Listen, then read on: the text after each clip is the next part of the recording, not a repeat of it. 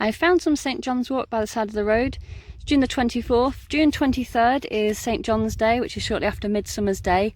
And St. John's wort is named after St. John's Day because it flowers around that time. So in the olden days, people would remember when was the best time to pick St. John's wort and look for it would be around that celebration. The best time to pick it is when it's still got half in bud. And I would just take some of the flower, just scrape up some of the flowers and a few of the buds and some of the leaves. It has very distinctive kind of structure.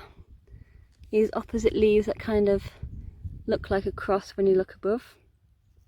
It's like two pairs of a pair there and a pair there, and when you look above them you can see it's a cross. You've got these lovely yellow star-like flowers with many stamens in the middle. And if you look very closely, you'll be able to see there's black dots. Let me find it even better. There's black dots all around the edge of the flower. And those are where the oil glands are. And when you pick it, you get red stained hands. You can just about see that I've been collecting all morning and my hands have got red oil all over. It's this oil that's valued in this plant. You collect the flowers like I've just showed you and you place them in a jar of olive oil and leave them in the sunshine. Now I really prefer to make heated infused oils just because they're quicker, but one thing I won't do, one time I won't do that is with St. John's wort. It really needs to be in the sunshine to get the best effect, and the oil that you put it in, which is olive oil, will go a bright red to when the oils are extracted. The main species is Hypericum perforatum, and if you were to pick a leaf and hold it up to the sky, which I don't think we'll be able to see, but I'm going to give it a try. Oh, where's my thumb? If you hold it up to the sky, you should see little dots. Yeah, you can see it. Little dots through. It looks like it's been poked through with a pin. Those are the perforations in the leaf. And that species, there's a few different species in Britain and Europe. The main species that we use is perforatum, and you can tell which one that is because if you feel the stem, it's got two winged ridges either side opposite on each other. So it's kind of like, if you imagine the stem's a bit oval with two ridges down the pointy ends of the oval. And there are other species which might have four wings, but as long as the oil goes red like this, when you squash the buds, wow, so red, then you can use it for infusing oil. You can also take the flowers and make teas as well, and it's used for things like some mild to moderate cases of depression, but do see a doctor if you do suffer from depression and anxiety. But what a beautiful plant, midsummer. So earlier on I collected some Hypericum St. John's wort flowers, and I'm going to make a nice oil macerate out of it. Like I said, you can use heat method for infusing oils, and normally me and Vicky much prefer to do dried hers so that there's no water to get into the oil, because that often, it just creates problems and can turn the oil off. And we also prefer the heat method just because it's quick and it's less likely to go off, except with St. John's wort. With St. John's wort, it's much nicer to use the fresh herb because of the oils that are in it. Just work really well. It goes very well with an olive oil. Any organic olive oil from the shop is good. You'll also need a jar and a label. Don't forget to always label everything that you do.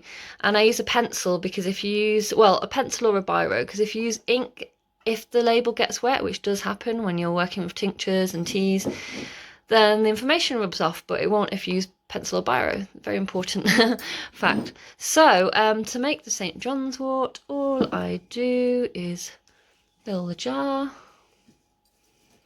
I mean, it would be better to kind of chop this up a bit finer, but I've started now. So I'll finish. I'm going to go for a good 3/4 of the jar. Don't pack it tightly. Almost to the top, loosely, 3/4 to the top. Don't pack it tightly, and then place on the olive oil. Whoa!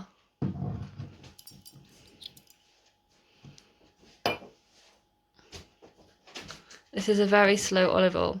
You know when you're eating pizza or salad and you want a really thin drizzle of oil, you never get it. The minute you want a big, large amount of oil, you get the thin drizzle. Well, I'll put that in and I'll show you the result at the end. Okay, so here's my infused oil. As you can see, I've labelled it. I've put it on wonky. Sorry, Vicky. Vicky hates it when I do wonky labels. Just one other point is I've used a shot glass, but you can also use glass marbles just to hold the herb down below the top of the oil. Need to press it down a bit more, because if anything sticks out a little bit like this, it will oxidize and just reduces the oil quality. So I'm going to leave that in the sun on a sunny window ledge for a month, and in a month it'll be bright red. So when you put your infused oil on the windowsill, you do not put the lid on because it's got fresh herb in, which has got water in, and you don't want the water to kind of turn it funky, so you want it to evaporate out a bit. So instead of the lid, you'll put a muslin or cheesecloth on, tied with a rubber band or string just to keep the dust out, and leave it in the sun.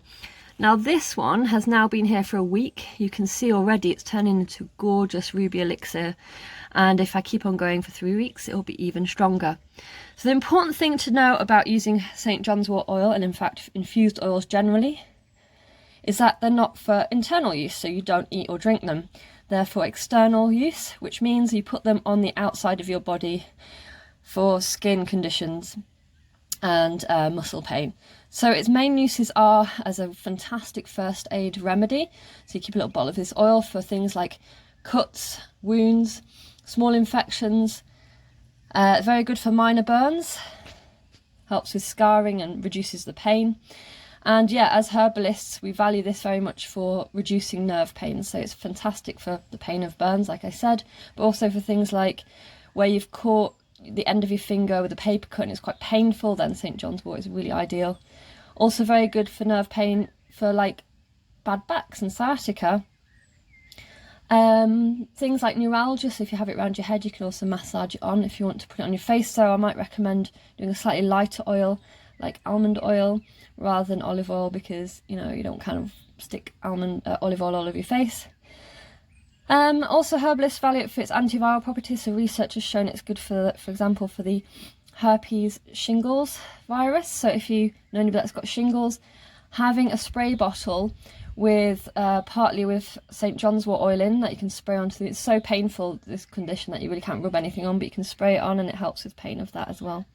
Okay, so enjoy your St. John's wort remedy. Hope you also have good success. Let us know in the comments what you find.